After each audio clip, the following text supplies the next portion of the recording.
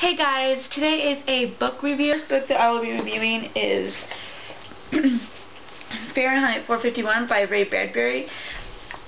So Fahrenheit 451 is about Guy Montag, who is a fireman, but not the kind of fireman that we know of today. Guy Montag burns books. And one day when he's walking home, he meets a girl. And this girl starts talking to him about his job. And she gets him questioning his job, like what if he should be really doing this. So this book is dealing with his struggle with what he should be doing and what he should not be doing. The writing was very poetical. I really liked the rhythm in the book. If you read it out loud, you can feel the rhythm much better than reading it in your head. So I really appreciate it. I thought it was a very unique style, and it was an enjoyable, the flow was beautiful, and it was just really enjoyable to read that kind of style.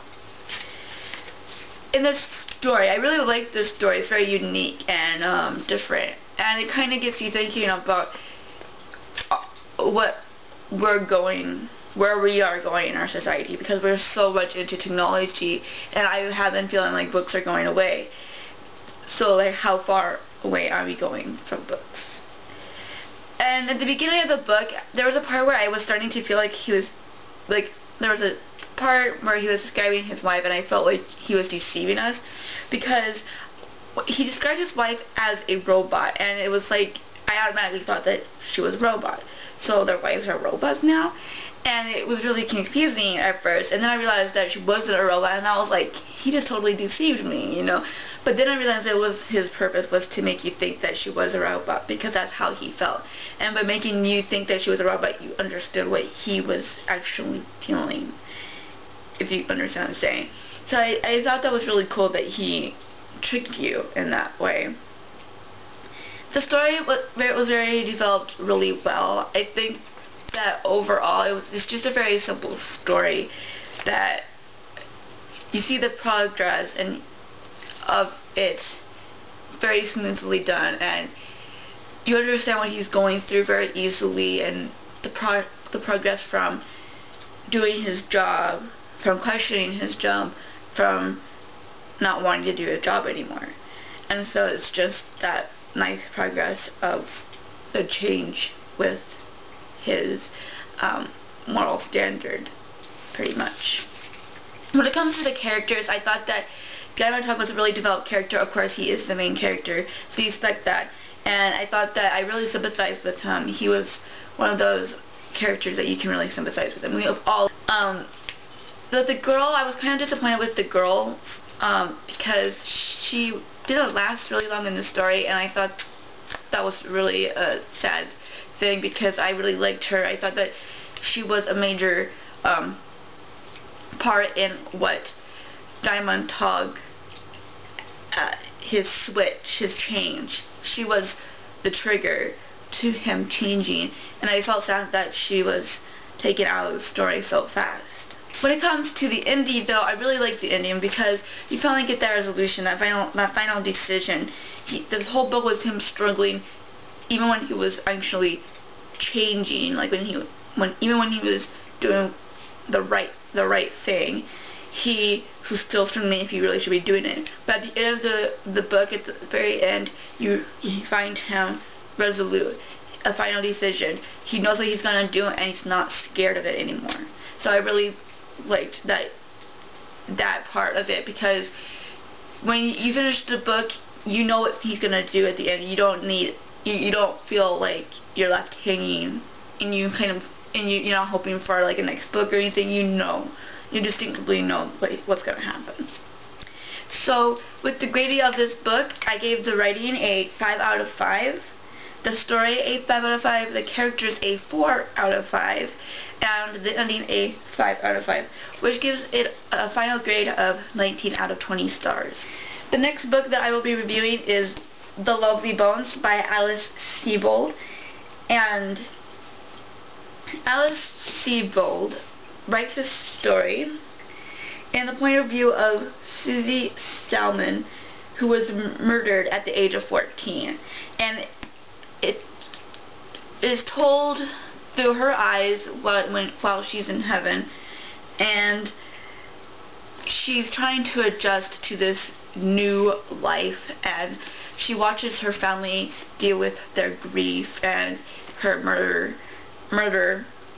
When it comes to the writing, I really thought it was a very beautifully written story. You could see what was going on in your mind so very well. It's really hard, I think, for authors to actually do that. And there are some books, a lot of books, I think, that even though you like the story, you don't really get to see the picture. You don't feel like you see that picture in your head. And this book really did that for me. I really saw what was going on in my mind. And it really flowed really smoothly. I felt like the story overall was the writing was very smooth, very beautifully done, and I really appreciated her writing. I think she has a great talent. When it comes to the story itself, I really thought it was a unique story because Susie's dead, and yet you see her perspective. It's all from her perspective, and I really thought that it was really unique because you never really see an author actually do that. When someone dies, you don't go from their perspective, you go from the grieving family's perspective.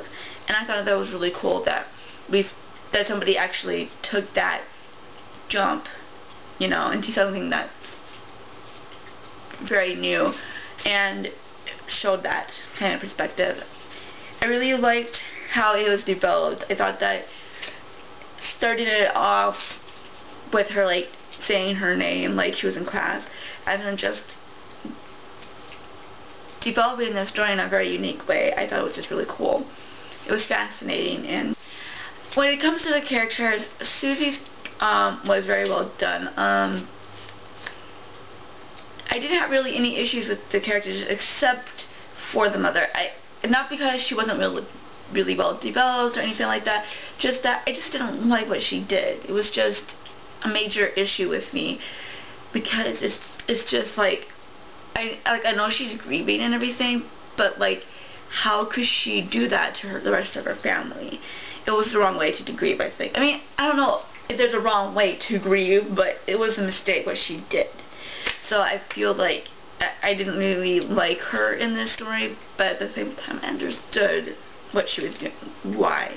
The why. The ending, a lot of people had issues with the ending. You know, the very last chapter, let me show you. Each chapter is written, you know, like how you have 1, 2, 3, 4, 5, 6, so on and so forth. But at the end, Bones is the heading. And everybody was like, well, the ending was really rushed, you know, blah, blah, blah, blah. And I'm just like, kind of going like, I don't understand people, because if they were paying attention, they would realize that the ending is the epilogue. She titled it Bones, so I figured that it has to be the epilogue.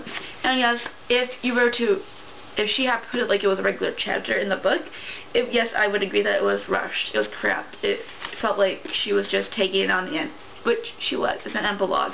She was just trying to tell you what happened next. Does Susie get her closure with her murder? Does Lindsay, her older sister, have a good life? What about the parents? Are they happy together again? So on and so forth. So I really feel like that was just her purpose in this very last chapter, just to give some closure to the book itself. And it was just an epilogue in my mind. And I don't know like why people didn't notice that, but I noticed, and I thought that was what it was. So when it comes to the grading, I gave the writing a 5 out of 5. The story a 5 out of 5. The characters a 5 out of 5, and the ending a 5 out of 5, which gives the book a final grade of 20 out of 20 stars. The next and last book is Glaciers by Alexis Smith, and this is a new author. She just published her very first book at the beginning of this year, and I chose to read this because I thought it was about time that I actually got someone's first book. I've been passing that shelf where it says new authors plenty of times, and I've looked at the books, but I always hesitate because, like, you know, it's kind of like, how do you know if they're really good or not? because it's their first book. So I like to get like their second or third book usually, because by that time they've developed style. But I thought to risk it, and this book is about a young woman who used to live in Alaska, and she loves thrift stores and used clothing and used postcards and things like that. And she works in a library alongside a man who is a soldier, and she falls in love with him. When it comes to the writing, I think that it's very simplistic, quiet, but yet charming book. And the writing is very lyrical, but I have issues with the parts where it's conversation. The conversation is like written like it's just with the description. You know, usually books, they set the conversation apart from the description, so you can hear their voice, you can distinguish the different voices, and you know who's who.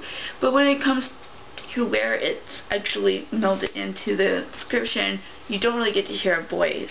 It feels very monotone, and you don't know who's who, really. I mean, yes, she told you who was talking a lot of the times, but I still felt like you didn't really know who was talking, because it was so very monotone. You didn't hear a voice, you know. And so that was just the only issue with that. When it comes to the story itself, I did like that she used her memories to help you understand what she was dealing with at the present time, like what she was feeling. The memories helped you to understand her feelings with the present situation. It was a very unique story. I think it was very unique, but it wasn't extraordinary. It wasn't a story that you will remember later on.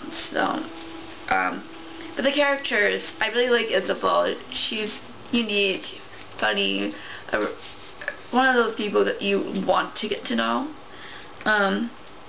What I thought was really cool is that this book is only a story of her one day, just one day in her life, and it's very cool that you actually felt like you got to know her throughout the book, even though it was just one day, which is kind of rare to find that you could know that person through just one day.